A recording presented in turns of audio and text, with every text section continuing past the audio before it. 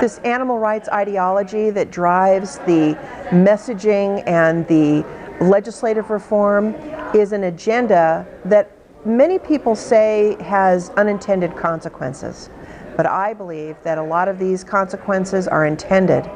The Humane Society of the United States, that's really at the forefront of pushing all of this legislative reform, especially at the federal level, but they're also behind all these ballot initiatives and state legislation that wants to further regulate the pet industry and animal agriculture, is extremely concerning. And the general public has no idea this is happening. And what's very worrisome is that one day people will wake up and thinking that none of this will affect them, and they won't be able to afford to buy a pet. So, again, where's the crisis?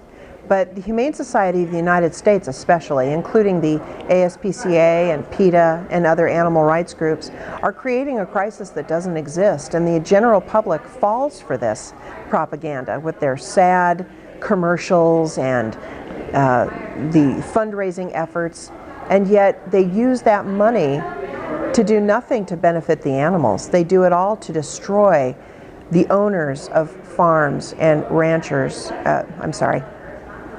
They use all of the money that they raise on the emotional propaganda from those who are well-intended, who want to do something good to protect animals, but they're being betrayed.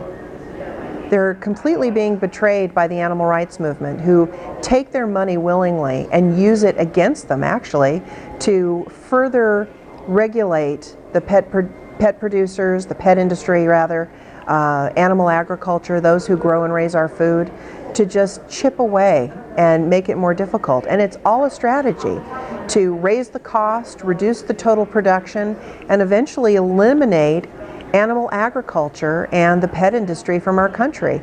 We have pushed a lot of businesses out of the United States into foreign countries, and I see that happening with our food producers.